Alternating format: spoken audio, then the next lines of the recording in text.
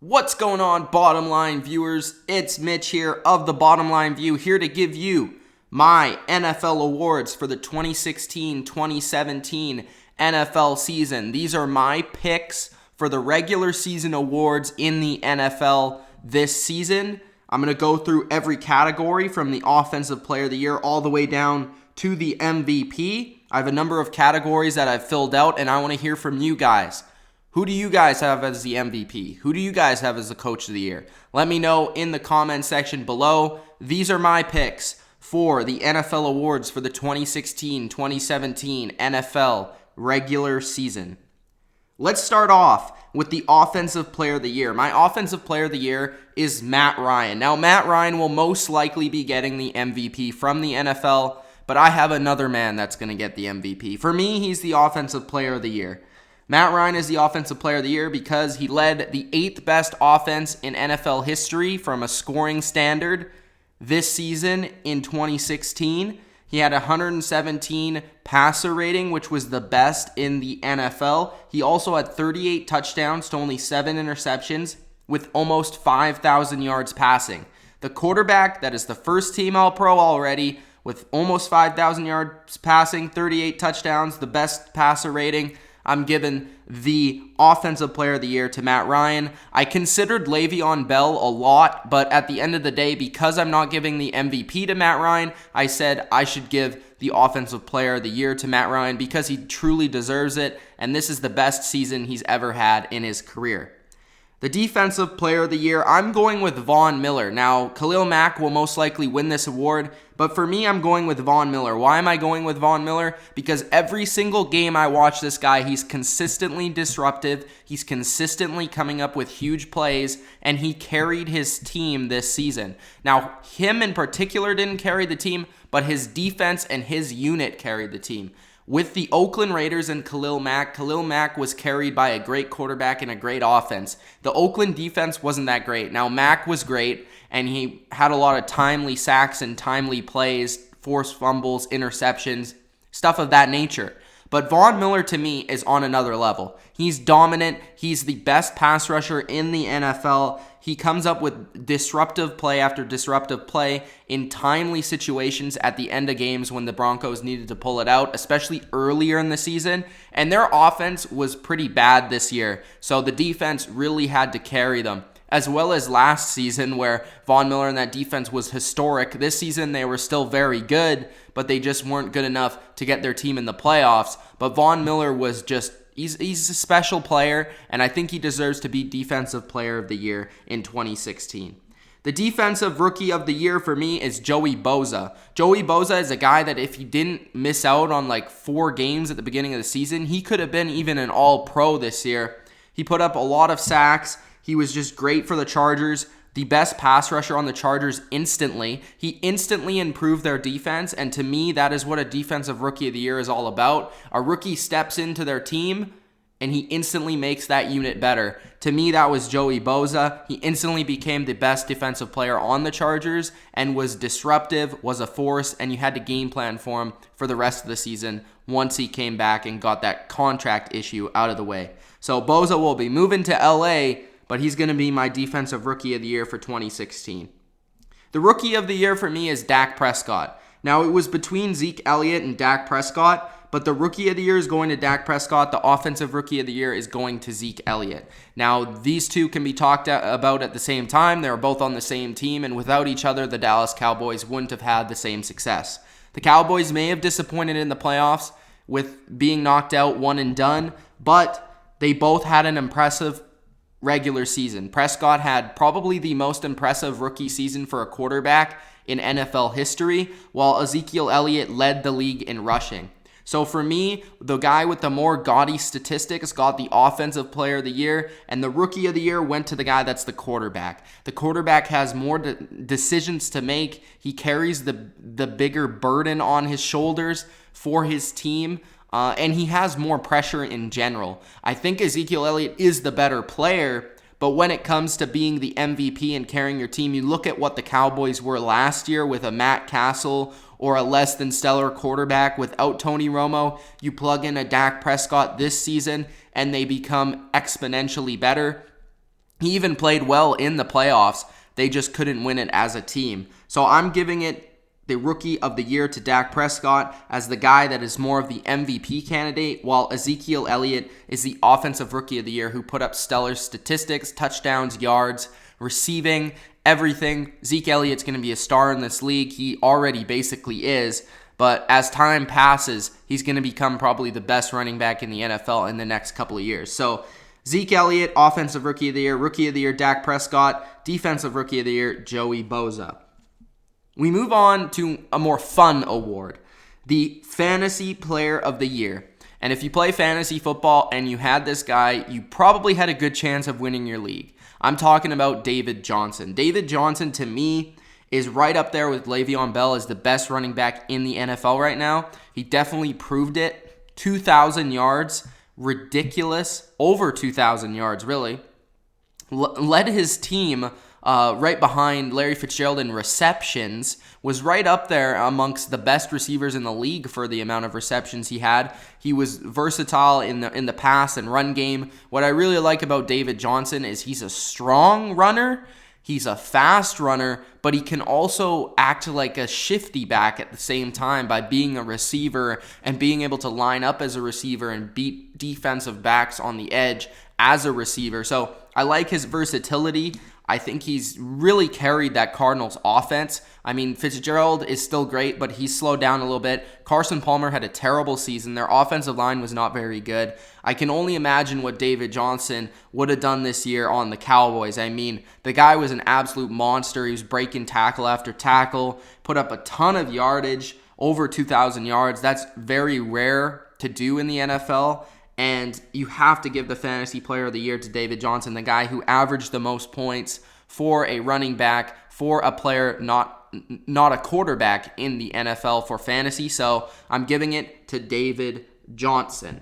Then we have the Most Improved Player of the Year, which I think is Davante Adams. Now, Davante Adams did a great job of stepping up for Jordy Nelson earlier in the year when Jordy Nelson wasn't quite healthy and ready to go. Davante Adams took the reins and he really took off. He had a great season, and he's part of the reason why Aaron Rodgers is being talked about as having one of the best quarterback seasons of all time. Davante Adams just took leaps and bounds in his play. I mean, he wasn't dropping as many passes. He was getting more separation against defensive backs. He was being more physical. And I think the number one thing with Davante Adams is we kind of always knew he had the skills, but it was about his confidence. And I think Davante Adams has gained his confidence back as a player, and he's really grown in terms of a receiver. So for me, Davante Adams is the most improved player in the NFL in 2016. The comeback player of the year is his opposite receiver, Jordy Nelson. Jordy Nelson had a terrible injury last season. Before the season even started, he had to deal with an Achilles injury, come back from that. That's very tough to do. And then to lead the NFL in receiving touchdowns, super impressive. And also, he had an MVP type season because Aaron Rodgers early in the year, people were questioning, is this guy struggling? What's wrong with him? The Packers are struggling. But once Jordy Nelson got it going, it seemed like the Packers started getting it going. And then they got some momentum, some confidence. And that was all thanks to Jordy Nelson becoming more healthy and becoming that number one stud receiver. So for me, Jordy Nelson, he had a huge impact on his team this year. Still has it. If they win the Super Bowl, we'll see what happens. But Jordy Nelson, it's kind of a pain that he got hurt in the playoffs because it sucks to see a great player go down like that. But Jordy Nelson, man, a beast during the regular season, like I said, led the NFL in receiving touchdowns. It definitely deserves the comeback player of the year, especially for an injury like the Achilles. Then the breakout player of the year. The breakout player of the year could have been a number of players. I was thinking about Jay Ajayi and a bunch of other guys, but to me, it has to be the guy that breaks out at the most important position in football, and that is Derek Carr of the Oakland Raiders. Derek Carr had a debate to be the MVP if there weren't a couple other outstanding candidates this season. But Derek Carr, man, this guy took the Raiders out of the black hole. You know, he took them out of the black hole. And he made them a relevant franchise once again. Now they're moving to Vegas. Carr will lead them into the future. And I think what a better guy to have them lead into the future.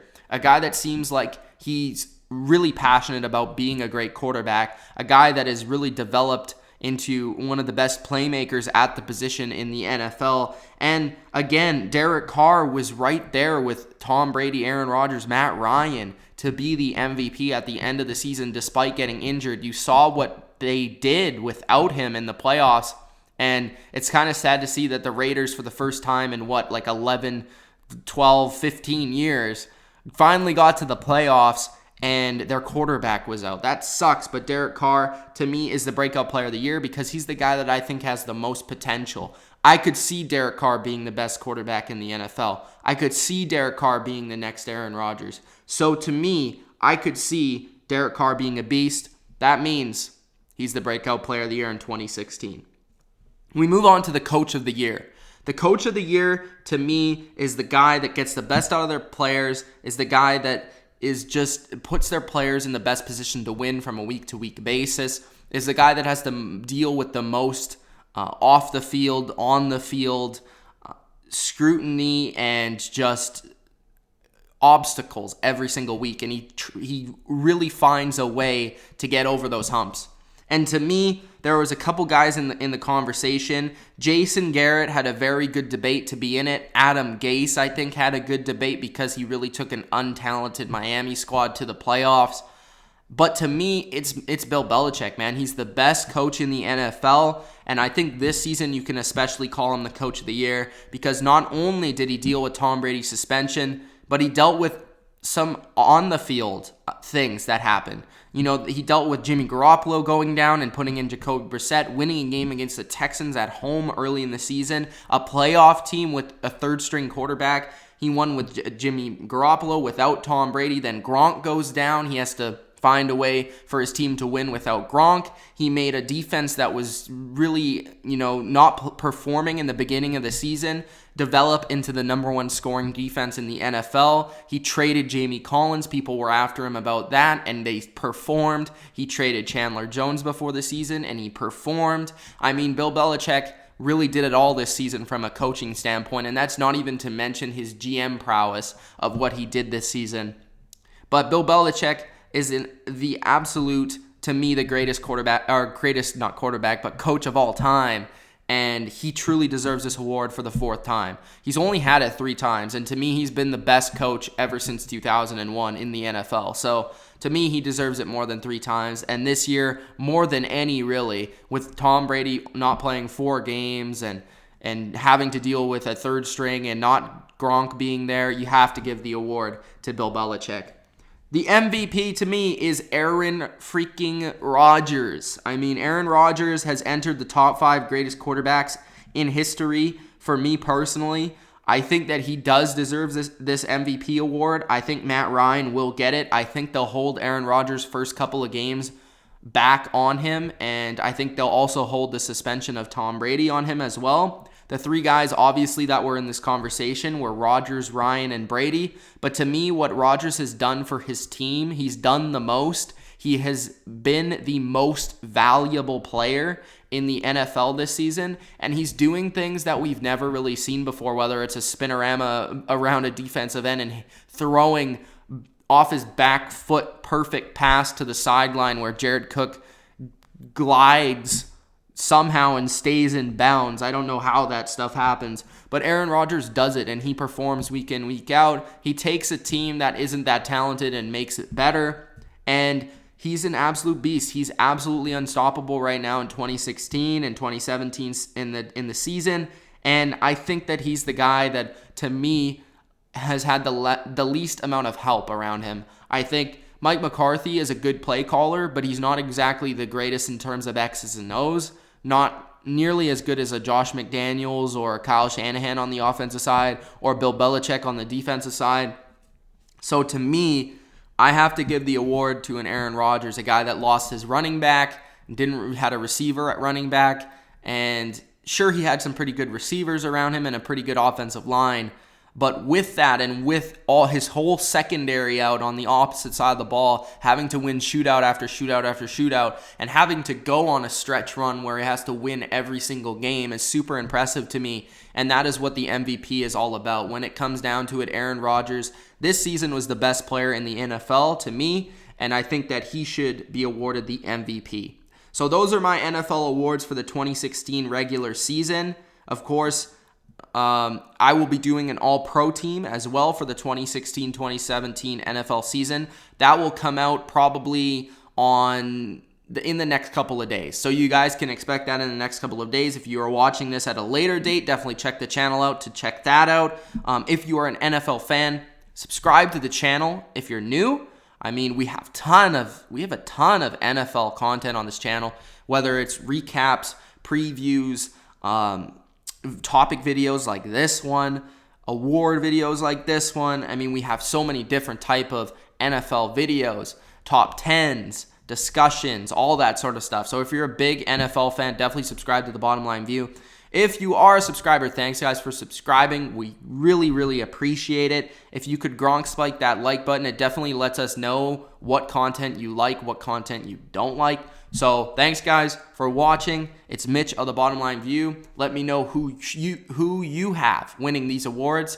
And with some detail, let me know why you have Matt Ryan winning the MVP or why you have Joey Bosa as the Defensive Rookie of the Year. Let me know those things. I really like hearing from you guys. Thanks, guys, for watching. It's Mitch. Peace out.